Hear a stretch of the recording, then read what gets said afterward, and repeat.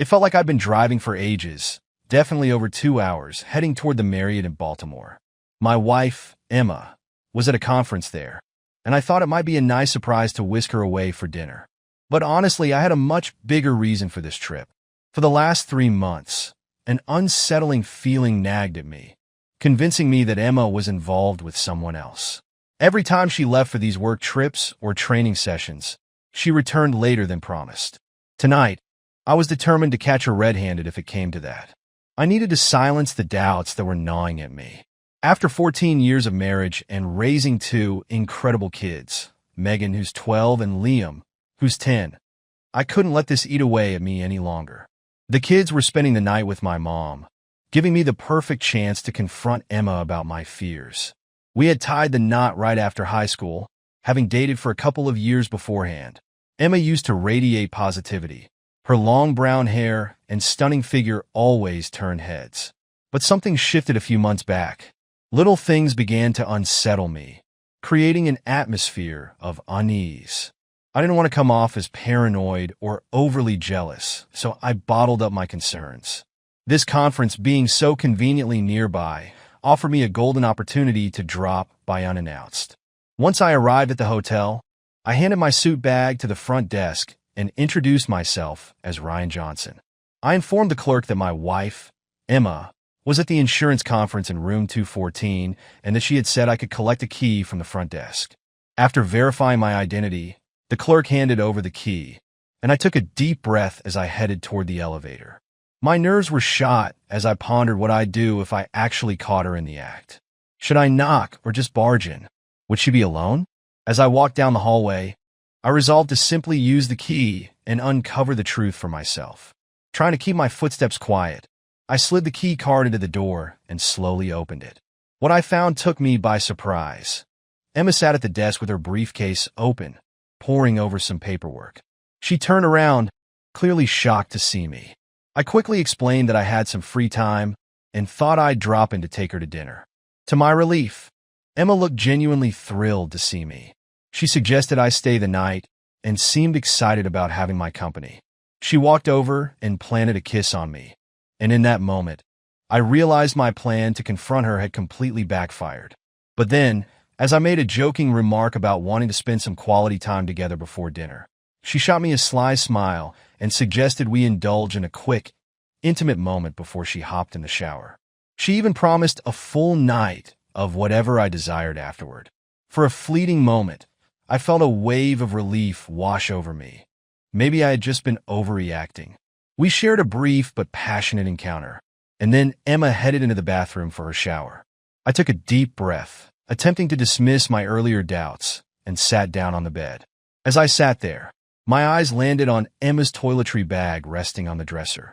I thought about checking it for some aspirin to alleviate the headache I had developed from the long drive. However, instead of finding pain relief, I stumbled upon something that made my heart plummet: a pack of 6 condoms. I stared at them, my mind racing. After Liam was born, Emma switched to birth control pills, which had made her feel nauseous. That's when I made the decision to have a vasectomy.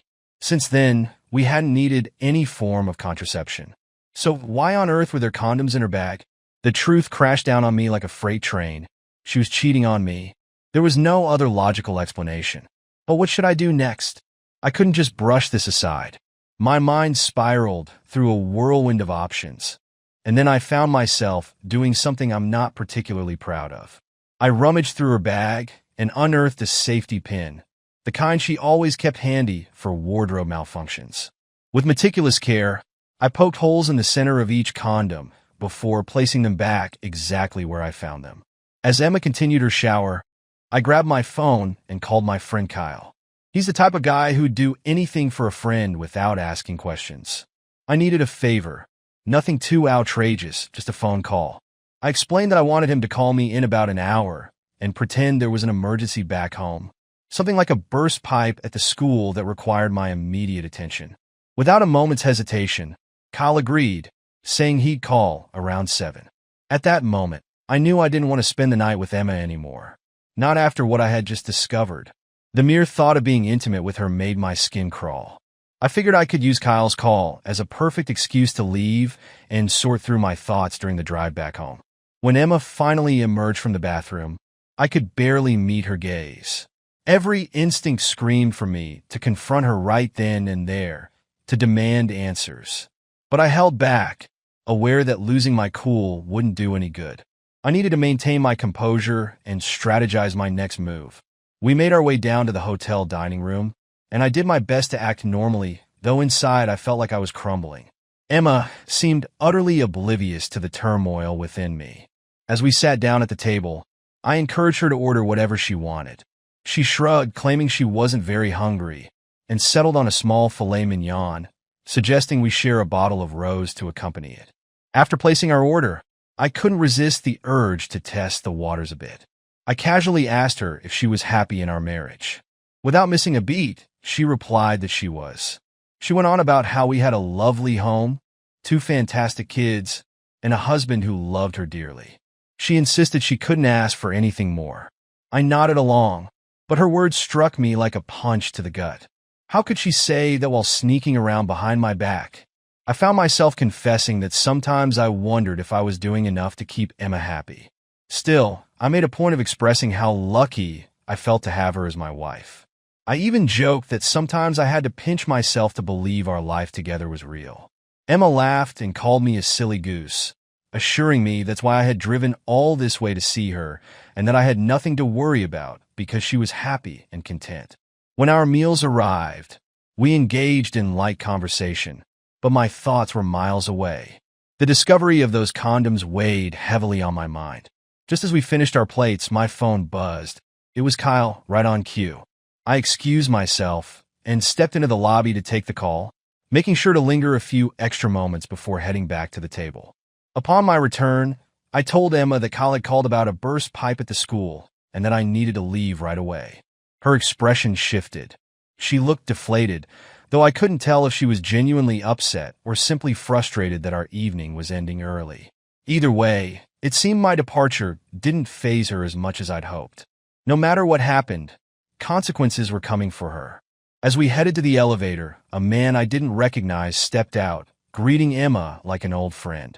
He introduced himself as Oliver Markley and mentioned that he had dropped by her room earlier, but hadn't gotten a response. Extending his hand to me, he said, "Emma talks about you all the time. I'm Oliver." I forced a smile and shook his hand, but faking cordiality was a struggle as we rode up together. The knot in my stomach tightened. This was the guy, wasn't it? The man involved with my wife. Once we reached our room, I turned to Emma and declared firmly that I wanted her to quit her job. I couldn't bear the thought of her continuing to work alongside Oliver. We'd discussed it previously, but now I needed to make it abundantly clear. This was non-negotiable. She fired back immediately, stating that she wouldn't quit, and I needed to get over my paranoia regarding her and Oliver. It felt like she was flipping the narrative, making me the one with the problem. After a quick, chilly kiss, I grabbed my bags and left the hotel, my mind swirling with feelings of anger and betrayal. The entire drive home, I couldn't shake the image of Oliver standing outside Emma's room. By the time I reached the house, I was a bundle of nerves. I hated her for what she was doing, and I despised myself for feeling so powerless to stop it. Divorce consumed my thoughts, yet without concrete proof, I felt utterly defeated. I knew Emma was cheating on me, but I was stuck in a frustrating limbo, unable to take any definitive action. 2 days later, Emma returned from the conference, acting as if everything was perfectly normal. Her cheerful demeanor grated on my nerves, further igniting my fury. While she busied herself unpacking, I couldn't resist the urge to check her bag again. To my dismay, there was one last condom, still sporting the tiny hole I had poked in it. How many had she gone through in just a few days? The thought made my stomach turn. That Saturday, Emma's employer, Liberty Insurance, organized a picnic for employees and their families. The kids were thrilled about the day, but I dreaded it. I had a sinking suspicion that some of her co-workers knew about the affair, and the idea of becoming the target of office gossip or crude jokes made my skin crawl. I might have been paranoid, but given everything I'd been through, I couldn't help it. Emma was in her element, laughing and mingling with her coworkers, including Oliver. They weren't overtly affectionate, but their interaction radiated a level of intimacy that I couldn't ignore. It was as if the rest of the world faded away whenever they spoke. I tried to keep a low profile, hoping to avoid drawing attention to myself. Then, a woman I hadn't met before approached me. "Hi, I'm Hannah Markley." She introduced herself, revealing she was Oliver's wife. She was breathtaking, long auburn hair and piercing blue eyes, the kind of woman who seemed like she had stepped out of a high-fashion magazine. For a brief moment, I felt completely confused. How could Oliver betray someone like her? I had always admired Emma and loved her, but Hannah was an entirely different level of stunning. We exchanged pleasantries, and after some small talk, we decided to find a quieter place to chat. We settled onto a couple of benches by the lake, far enough from the picnic crowd to talk privately. As we sat there, it was clear Hannah had something weighing on her mind. She hesitated, visibly grappling with how to approach the topic. To make it easier for her, I cut to the chase and mentioned that I had discovered the affair just that week. The relief that washed over her was palpable. She confessed that she had known about it for 2 months and had already made the decision to file for divorce. In fact, she had hired a private investigator to gather evidence. Hannah explained that her lawyer suggested asking Emma to testify or at least provide a notarized statement regarding the affair to strengthen her case. When I inquired about the evidence she had, she mentioned photographs and recorded phone conversations, though no videos yet. She was confident that the proof she gathered was more than sufficient to build a solid case. Then she posed a question that caught me off guard. Would I be willing to use some of the same evidence in my own divorce proceedings? She also disclosed that she intended to sue Liberty Insurance for negligence, as she had statements from other employees who were aware of the affair yet did nothing to intervene. Hannah was determined to ensure that both Oliver and Emma faced repercussions. She suggested we collaborate, sharing whatever evidence we had, and I agreed. It seemed sensible to join forces before returning to the picnic. Hannah invited me to her house the next day, explaining that Oliver would be golfing in the morning, which would be an opportune time for us to review everything she had collected. She lived at 26 Hemlock Avenue in Crest, Montana, just a short drive from our current location. We both chuckled a little, knowing that our meeting wasn't exactly a date, but it felt comforting to be in this together. When we returned to the picnic area, it appeared that no one had noticed our absence. I felt a glimmer of hope, as if maybe, just maybe, there was a way out of this chaotic mess after all. The next morning unfolded just as I had expected. Emma announced her plans to go shopping, claiming she would be gone for a few hours. As soon as she left the house, I wasted no time dropping the kids off at my mom's place and making my way to Hannah's. When I arrived, she welcomed me at the door, her demeanor calm and collected as she guided me into her den. The room exuded warmth, furnished with a plush leather couch and a computer monitor perched on a table in front of it, currently displaying an empty motel room. Hannah gestured for me to sit down and offered me a drink. I chose a soda, specifically a Pepsi, then asked her what exactly we were about to witness. With a hint of excitement, she informed me that we were about to watch Oliver play a round of golf, live and in full color. Curiosity piqued, I asked how she had set this up. She alluded to a familiar face, the caddy, and casually mentioned that the setup had cost her about $1,400, but she had a feeling Oliver would end up covering that bill one way or another. The session was slated to last a couple of hours, so she encouraged me to get comfortable. She had even prepared popcorn and nachos, promising to send me home with a DVD of the entire event. Hannah admitted that while she wasn't particularly eager to see what was about to happen, she also couldn't resist sticking around for the next 20 minutes. We engaged in small talk as she began to lay out the details of the affair, presenting photos, audio recordings, and documentation that revealed the depth of Emma and Oliver's entanglement. The more she revealed, the clearer it became just how involved they were. It was devastating, yet at the same time, it was the proof I needed. Then, as Hannah had predicted, the monitor flickered to life. There they were, Oliver and Emma stepping into the motel room together. They wasted no time undressing, jumping straight into intimacy without so much as a word of greeting. The video was strikingly clear, although the audio was somewhat distorted. Watching my wife with another man felt surreal and violated. It was one of the most agonizing experiences I had ever encountered. To lighten the atmosphere, Hannah made a comment about how you rarely see a body like Emma's. I managed a strained smile, but internally, I felt lost for words. It was too surreal, and I didn't want to continue watching. After enduring a few more torturous minutes, I couldn't handle it any longer. I turned to Hannah and told her I didn't need to see the rest of the footage. I sensed she wasn't keen on continuing either. Hannah sighed in agreement, admitting that the experience was painful for her as well. We agreed to stop the video, recognizing that the lawyers already had ample evidence. I confided in Hannah that seeing my wife in such a compromising situation, especially with her right beside me, was something I could hardly stomach. Everything about it felt so wrong. Hannah nodded, her understanding evident, and suggested we do something different. I felt a surge of relief when she mentioned showing me her koi ponds in the backyard. That sounded infinitely more appealing than enduring another minute of the video. Her eyes sparkled with excitement at my interest in her hobby, and she seemed genuinely thrilled to share it with me. As we walked outside to the backyard, I couldn't help but reflect on how this afternoon was shaping up to be much more enjoyable for me than for Emma. The koi ponds were nothing short of breathtaking. Hannah had 3 of them, each more impressive than the last. She explained the intricate pumping and filtration systems, and I found myself captivated, especially given my background in plumbing.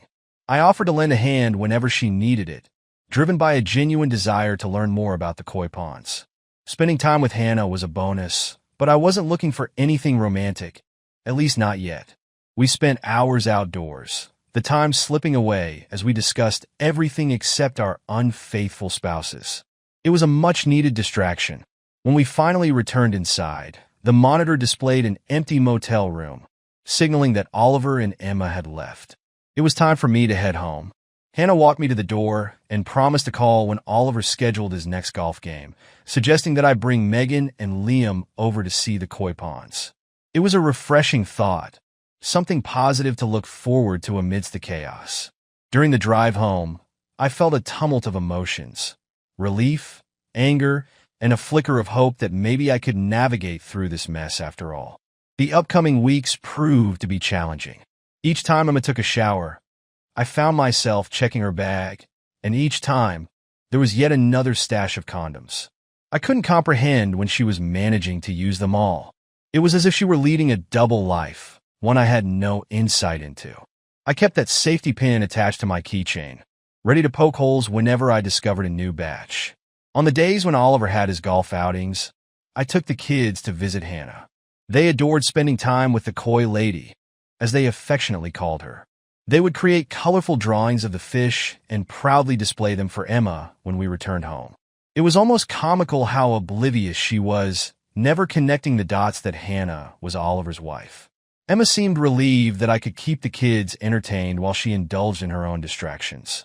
I attempted to talk to Emma a few more times about quitting her job and ending things with Oliver, but each conversation ended with the same icy dismissal. The second time was especially brutal. She threw jabs at my masculinity, implying that I was the real issue. Those harsh exchanges only made it easier for me to rationalize everything I was doing. I started crafting excuses to avoid intimacy with her. The less we interacted, the more distant I felt. Then, one evening, Emma dropped a bombshell. She'd been feeling overwhelmed and thought it would be wise to take some time off to visit her sister Laura. She planned to be gone for a few days, maybe even a week. In a feigned display of concern, she pointed out how hard I had been working with all the overtime and late nights. She framed it as an opportunity for me to relax as well, making it sound like her trip was a generous gesture. That night, I hardly slept, my mind racing with everything I needed to plan.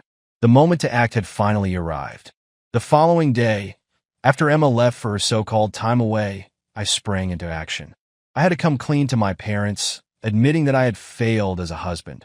They were incredibly supportive, offering their help without hesitation.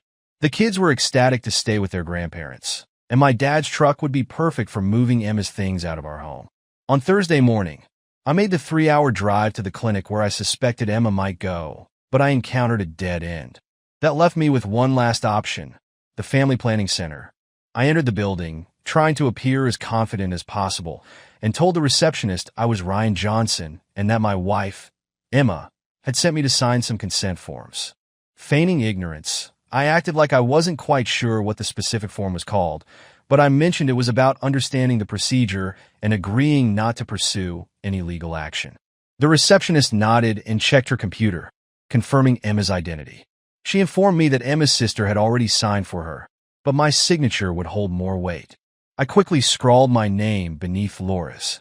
The procedure was scheduled for Friday morning at 11 a.m., with instructions to arrive an hour early. When I asked about any outstanding payments, the receptionist assured me that Emma had already paid the full $800 in cash. I thanked her and left the clinic, feeling a mix of relief and anxiety. Everything was in place now. When I arrived at Laura and Mark's home, the atmosphere was predictably tense. Emma looked genuinely surprised to see me, asking what I was doing there. I told her that my parents had offered to take care of the kids for a few days, so I had taken some sick leave and decided to visit them. I casually mentioned that I needed to unwind, just like she did. The room fell silent, and I could almost see the wheels turning in their heads. I had put them in a difficult position, and now they needed to figure out how to respond. Laura exchanged a glance with Mark, and he slipped into the kitchen with her. Emma tried to keep the conversation light, but I could tell she was uneasy. When Mark returned, he suggested we take his buddy Jack's boat out on the lake the following day for some fresh air. I feigned enthusiasm, agreeing that a day on the lake sounded perfect, even though I had zero intention of joining them. The next morning, Jack was already waiting with the boat when I made it clear to Mark that I wasn't going anywhere while he prepared lunch and stocked the cooler with beer. I stood by the passenger door of his truck when he asked if I was getting in. I told him directly that I had changed my mind. I refused to waste the day on a boat with him and Jack. I suggested he make the most of it because he'd have to face Laura when he returned, and I doubted she'd be in a good mood. Mark tried to persuade me to come along, throwing out half-hearted threats and swearing. But after several minutes of back and forth, he realized I wasn't going to budge. Ultimately, he gave up, and he and Jack drove off without me. Once they were out of sight, I headed back into the house, poured myself a cup of coffee, and switched off Emma's cell phone. I called my dad, who was always up early, and we chatted for about 2 hours while I ignored the constant call waiting. It had to be Oliver attempting to reach her. I figured Mark must have warned Laura, but I wasn't about to let that happen. Eventually, Emma and Laura woke up, and I ended my call with my dad, bracing myself for the inevitable confrontation when Laura's phone buzzed back to life. They had only about 5 minutes left before they were supposed to be at the family planning center. I finished off the pot of coffee and brewed a fresh one for the two of them, fully aware that I was about to face some serious backlash. Emma shot me an irritated look and asked what I was still doing there. I replied that I wasn't interested in fishing and thought I'd stick around with them for the day. I suggested we find a nice place for lunch together since I had to leave that night.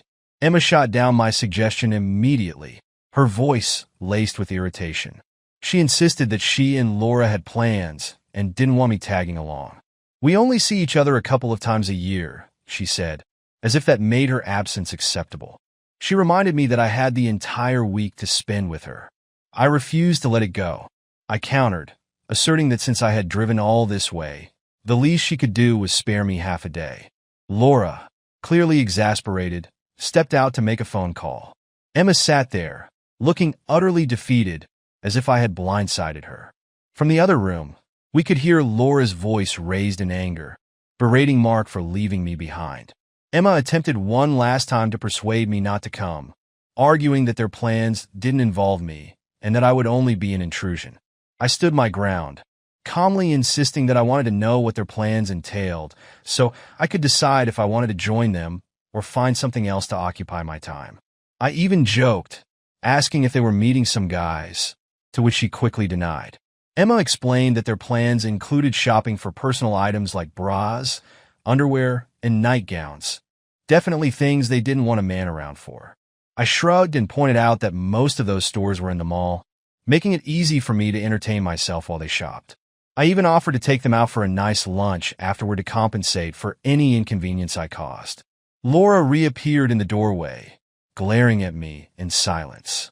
Emma must have sensed she was losing this battle because she finally relented, saying she needed to get dressed. About 20 minutes later, the two of them descended the stairs, clearly irritated but resigned to my presence. I had a hunch that Laura's earlier call was to the family planning center, likely to reschedule the appointment. They probably figured they could just wait me out and head to the center after I left. I insisted on driving my own car, making it clear I wasn't going to let them abandon me. When we stopped at a service station, I took my sweet time filling the tank, checking the oil and water, and cleaning the windshield.